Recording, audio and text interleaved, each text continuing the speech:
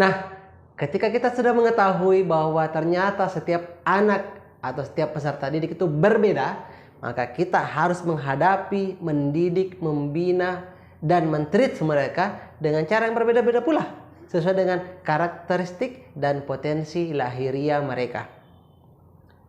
Mengapa kita harus selalu memaksakan anak kita untuk harus mendapatkan nilai bagus untuk semua mata pelajaran? Bukankah itu adalah hal yang sangat-sangat mustahil? Anda sendiri sebagai orang tua, Anda sendiri mungkin sebagai guru, Anda sendiri sebagai profesional pendidikan, mustahil untuk bisa mendapatkan nilai yang memuaskan untuk semua mata pelajaran. Mustahil ada orang yang nilainya hitam untuk semua mata pelajaran kecuali dia adalah sangat-sangat super jenius sekali dan multi intelligence. Kenapa?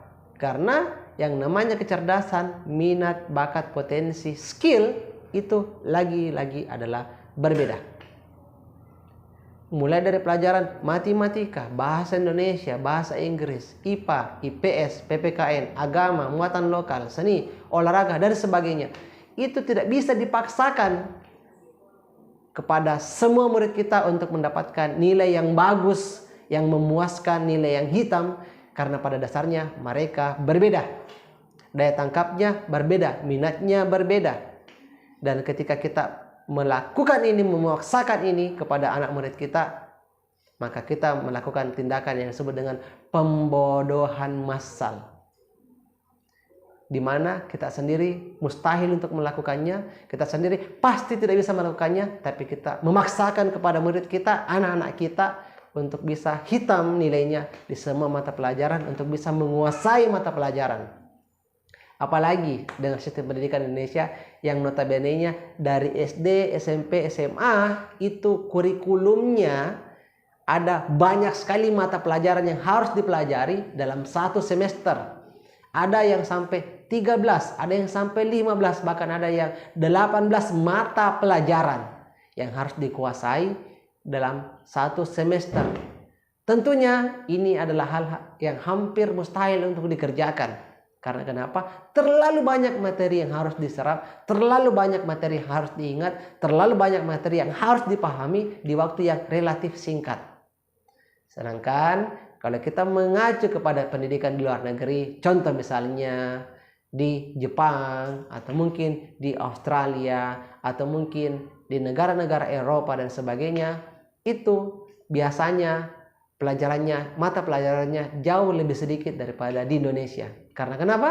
Mereka fokus kepada potensi, mereka fokus kepada daya serap, bukan fokus kepada kuantitas jumlah mata pelajaran yang harus dipelajari. Sebagai contoh di Finlandia, pelajaran yang mereka pelajari itu tidak terlalu banyak dalam satu semester, sehingga anak-anak menjadi lebih fokus untuk menerima pembelajaran. Proses belajar mengajar menjadi jauh lebih menyenangkan. Kurang tugas, bahkan hampir tidak ada PR di sana. Sehingga banyak kesempatan dari anak-anak murid kita yang ada di Finlandia sana itu mengeksplorasi apa yang telah mereka pelajari di kelas untuk diaplikasikan di alam nyata dalam kehidupan sehari-hari. Ini jauh lebih efektif ketimbang kita memberikan terlalu banyak mata pelajaran di saat yang bersamaan, sehingga kita hanya tahu sedikit untuk banyak hal. Beda dengan pendidikan di Jepang, tahu banyak hal tentang mata pelajaran yang sedikit, sehingga kemampuan mereka adalah di atas rata-rata. Kalau kita tahu sedikit tentang banyak hal, kalau mereka tahu banyak tentang sedikit hal, jadi mereka jauh lebih fokus, kemudian minat dan bakatnya jauh lebih terarah, skillnya jauh lebih tajam, dan mereka bisa mengembangkannya ke arah yang jauh lebih baik, jauh lebih produktif, jauh lebih menghasilkan ketimbang kita yang ada di Indonesia. Itu beberapa hal yang saya lihat, yang saya nilai, saya observasi dan saya teliti waktu saya mengambil pendidikan diplomatisol plus beasiswa ke 4 negara yang pada saat itu punya kesempatan selain belajar, saya bekerja di sana sekaligus juga melakukan observasi dan penelitian kecil-kecilan tentang sistem pendidikan. Nah, ketika Saya begitu yakin bahwa tidak ada satupun manusia Indonesia mungkin yang bisa pintar di semua mata pelajaran kecuali orangnya memang multiple intelligence dan super jenius. Maka sadarilah kita sebagai orang tua, kita sebagai guru, jangan memaksakan sesuatu yang kita sendiri tidak bisa lakukan. Hentikan omong kosong itu, hentikan pembodohan itu sekarang juga. Berhentilah untuk melabalisasi siswa pintar dan siswa bodoh. Berhentilah melabalisasi siswa ranking 1 dan ranking 29. Berhentilah untuk melabalisasi siswa cerdas dan siswa idiot.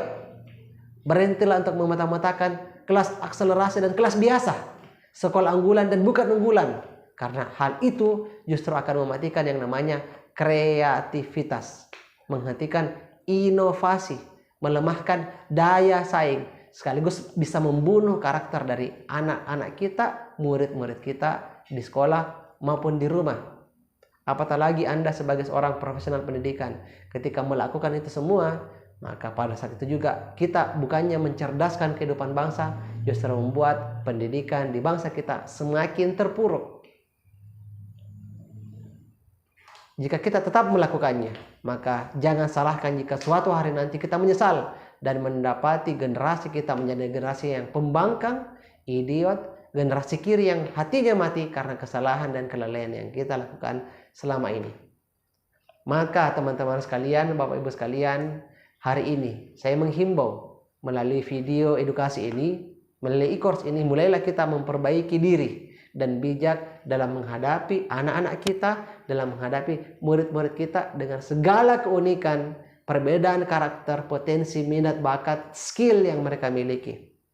Karena sekali lagi mereka diciptakan unik, mereka diciptakan berbeda, mereka diciptakan spesial oleh Tuhan Yang Maha Kuasa berdasarkan karakternya masing-masing, sehingga cara penanganannya pun juga berbeda-beda.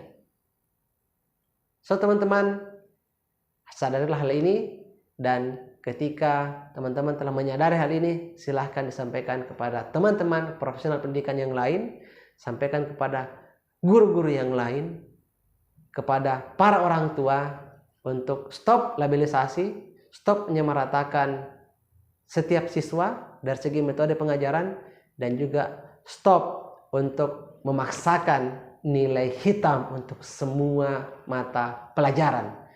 Karena lagi-lagi itu adalah hal yang mustahil kita sendiri bisa lakukan, karena pada kenyataannya minat, bakat, potensi, dan skill setiap orang berbeda-beda. Sekian untuk video penjelasan kali ini. Sampai ketemu di video selanjutnya. Assalamualaikum warahmatullahi wabarakatuh.